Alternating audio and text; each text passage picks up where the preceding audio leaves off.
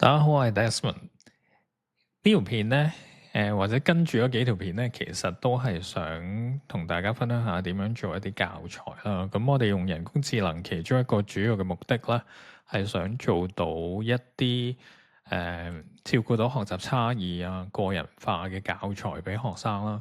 咁我哋不嬲教書都好似工廠咁啦，一堂可能教緊30-40個學生，咁其實咧好難會照顧到學習差異嘅。咁可能班裏邊一啲未達到個水準嘅學生啦，或者好叻嘅學生啦，其實佢哋嘅學習動機咧就會低啲嘅，因為我哋根本照顧唔到佢嘅程度。好啦，咁人工智能嘅出現，其實可唔可以將呢樣嘢做好啲呢？咁今日咧就示範下點樣可以利用一個 PowerPoint 啦，做到3個唔同 level 嘅工作紙出嚟。好啦，咁我哋首先睇下個工作紙先啦，即係應該睇下個 PowerPoint 先。我哋嘅來源資料咧就係一個書相比嘅 PowerPoint 啦。咁我今日示範嗰課咧就係財務報表分析。咁呢個係中六 BAFS 嘅題目嚟嘅。咁點解揀呢課咧？因為其實好似數學嘅，咁係講一啲會計比率啦。咁大家可能都聽過。可能我哋攞住呢課主要係講我哋攞住啲上市公司嘅 report 啊。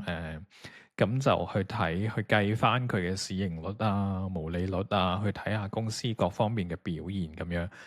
咁重點咧唔係呢課教乜啦，重點就係點樣做到嗰3個 level 嘅工作紙出嚟。咁我哋要識得分3個 level，背後都要有啲理論嘅。咁如果大家讀過 PGDE 嘅，應該一定睇過呢個三角形啦 Bloom's Taxonomy。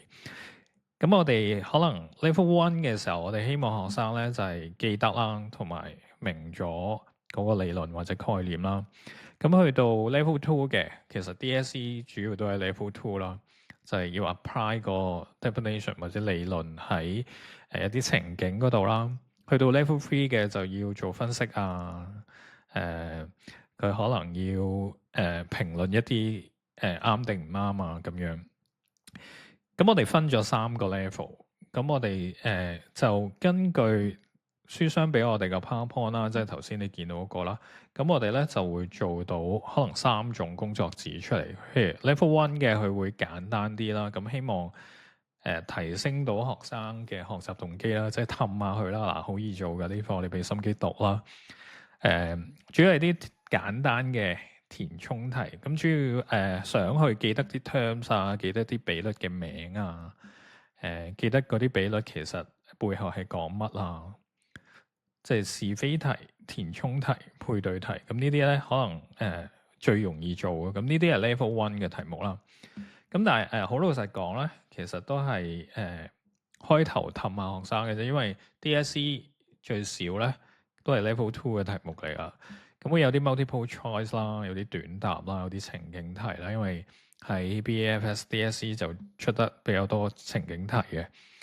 咁所以咧，學生咧就唔係要背個理論，即係好少問你乜乜嘅 definition 係乜嘢，多數就俾個情景你睇，你應唔應用到啦。咁呢啲都係 level 2嘅題目。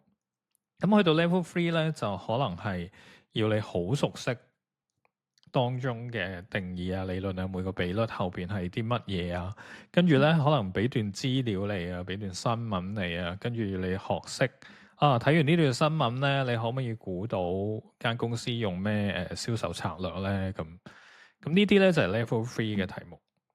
咁我哋依家咧就開始講下點樣做啦。好啦，首先我哋開翻個 Notebook LM 先。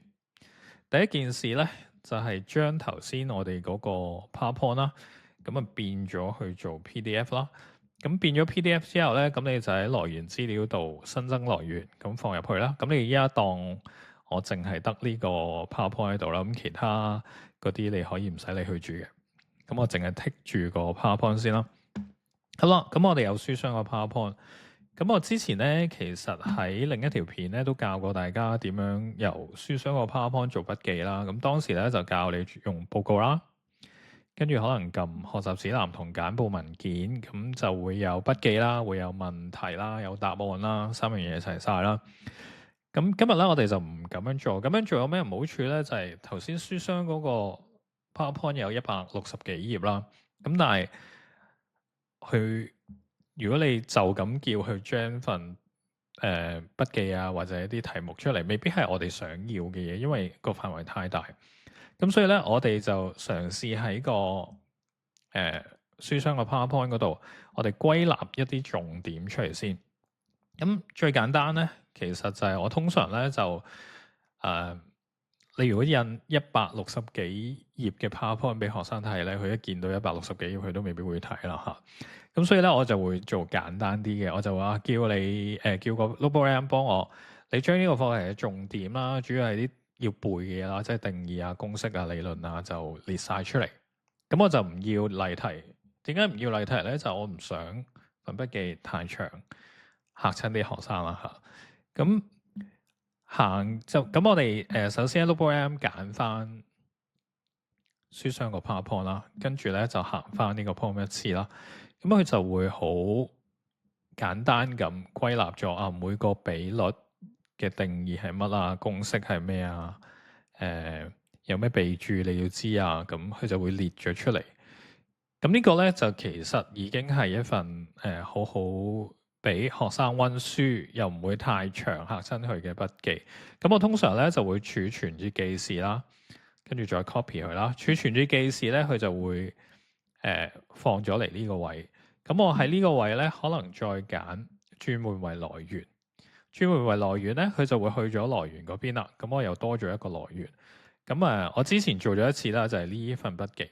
咁呢份筆記咧，同呢個 PowerPoint 有咩分別咧？因為上面個 PowerPoint 咧，其實就係160幾頁，乜都有啦。下邊呢個咧就淨係得翻每個比率嘅重點喺度嘅啫。咁所以我哋一陣去生成一啲工作紙嘅時候咧，有時咧我哋就可以用上邊呢個啦，有時我哋就用個簡單啲嘅呢個。好啦，咁你話我其實唔係依家教數學喎，咁冇理由淨係得字嘅喎，應該起碼有條例題啦。咁好簡單啫，你喺個提示詞後邊加啦，你要多一條例題，每個論點或者每個重點下邊都一個例題，甚至你要一條例題再一條俾學生做嘅練習都 OK 嘅。咁其實咧下邊咧我都做咗一次嘅，等陣先啦。咁呢度咧就每一個有一條，你見到啦，全課周轉率情景係乜嘢？有啲例題喺度，咁佢就會出埋啲例題出嚟。咁你睇下你自己想點樣用，就根據個提示詞去生產翻你嘅筆記出嚟啦。好啦，我哋做完筆記啦。但係今日嘅重點咧，唔係講筆記啦，我哋講工作紙。咁就根據頭先個理論咧，去做3款工作紙出嚟。咁嗰3款工作紙點做咧？其實就我預先咧已經設計好3個提示詞㗎。咁提示詞咧，我會擺喺description 嗰度啦，大家可以 copy and paste 去用。咁第一個提示詞咧就係你睇翻啦，我哋理論依據咧就係嗰個三角形嘅 remember 同 understand 啦。咁主要咧就係想提升學生嘅信心啦，即係覺得呢課好易喎，我啲嘢我做到喎，啱好多喎，即係氹下佢先啦。咁記住啦，你需要咩題目咧？譬如我呢度我想做嘅就係快脆做完去嘅，就係可能係填充啊、配對啊、是非題嘅。咁你就寫翻你想要幾多題咧？你自己喺個提示詞度改啦。譬如我呢個就8至10題。呢個就配對就10題，是非就10題，跟住最後咧叫佢俾參考答案。好啦，Level 2咧就係應用同分析啦。咁應用同分析咧，通常咧就係似啲 DSE 題目啦。咁有選擇題啦，有啲短答啦，有情景題啦，又係啦。你想要幾多題咧，你就喺度揀啦。譬如我通常呢啲我就會喺堂課度用嘅。咁咧，譬如情景題一題差唔多噶啦，堂課跟住同佢哋對埋答案咁樣，咁其實就 OK 啦。咁 Level 3咧就係評鑑創造啦，即係最高層次嘅。咁可能咧就有啲資料分析題啊，可能有啲 essay 嘅 question 啊咁樣。咁你就根據頭先，譬如咧 level one 咧，我通常咧就唔會用書箱個 PowerPoint 嘅，我就會用最簡單我頭先將出嚟嗰個筆記。咁你揀咗份筆記啦，跟住咧就copy 翻個提示詞啦。咁譬如呢個係 level one 嘅，我做張基礎嘅工作紙嘅啫，最後咧要有答案嘅。咁咧跟住咧我就擺喺輸入欄呢度啦。記住咧，你只係剔翻你做出嚟嗰份筆記。咁跟住叫佢幫我生成啦。咁跟住佢就會好快咧就會出到張工作紙連埋答案出嚟噶。咁其實咧，如果你啲提示詞齊啦，或者資料齊咧，咁就你要做3個唔同嘅 level 嘅工作紙咧，其實都係好快，可能10分鐘之內咧就做完啦。好啦，咁佢依家生成好啦。咁佢根據我嘅指引咧，開頭呢度咧，你見到一啲填充題啦，跟住咧佢就會做咗一啲配對題啦，最後咧就做咗是非題。咁呢啲可能就俾啲學習動機低啲嘅學生就俾呢張工作紙佢啦。咁最後好好咧就出埋答案啦，是非題有答案，有啲有解釋添。咁你就跟住就儲存啦，咁就 save 低咗喺隔離工作室嗰度，跟住再 copy。咁 copy 之後咧，又係我頭先咁講啦，你開個你Markdown 嘅 editor，跟住 copy and paste，咁你就可以成份筆記。跟住自己再 edit 下就可以攞去用啦。咁啊，提示詞咧，我會放喺 description 嗰度，大家可以試下。咁下一條片咧，我就會講下，如果我有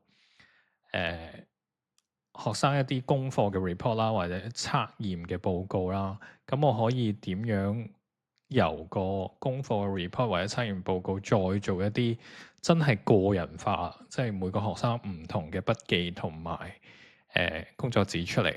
咁如果有興趣嘅，可以留意下一條片。